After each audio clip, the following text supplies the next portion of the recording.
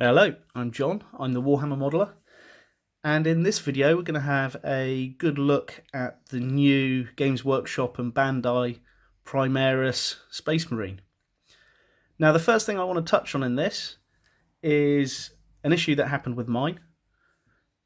The bolter didn't have an ammo magazine, so this was a manufacturing fault.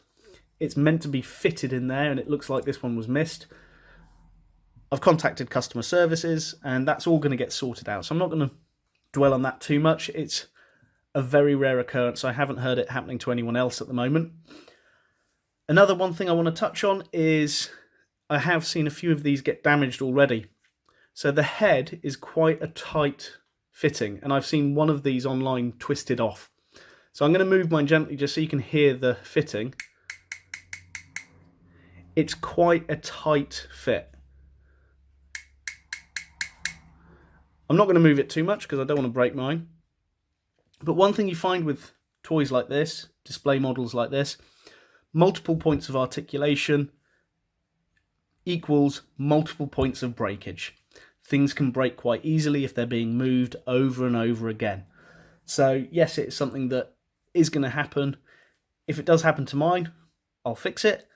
But it's something over time, if you keep on moving them and playing around with them, it will happen. We'll see what happens when there is the McFarlane release of these Space Marines and other Games Workshop items. My experience with McFarlane toys in the past is that some of them break very easily, others don't break at all. So it's a bit of a hit and miss with the quality on those ones. But that's the negative aside. Now we're going to have a look at this model and see exactly what it can do. Okay, so the parts that you get with this, we have a few different hands.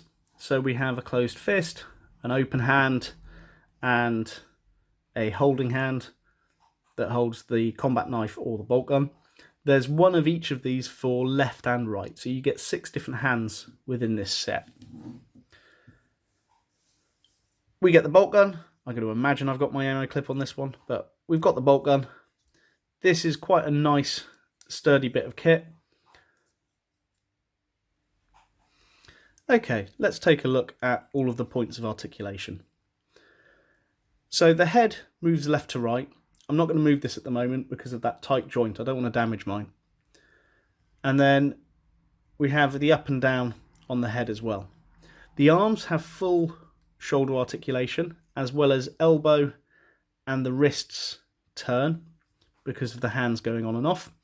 The shoulder pad also moves independently as well. That's the same on both sides. In the chest we have a bend, so we can see that from the back, so that bends backwards and forwards like that.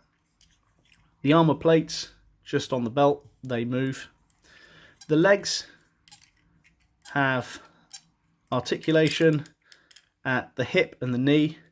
The foot, the toe moves as well as the foot as well. So there's quite a few points of articulation through the whole thing.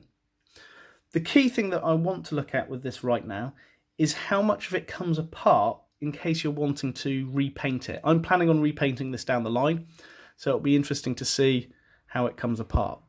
So first things first, we'll start with the backpack. This comes separately in the kit, so we have our backpack there. One of the elbow joints just came off here, little cover just there, so we'll take this arm off as well. So it is just a ball and socket joint on that shoulder pad, and the arm actually comes off just there. We also get this section come off, and then the hands are all detachable as well. So the arm breaks down into that component part there. So we'll do the same on the other side as well.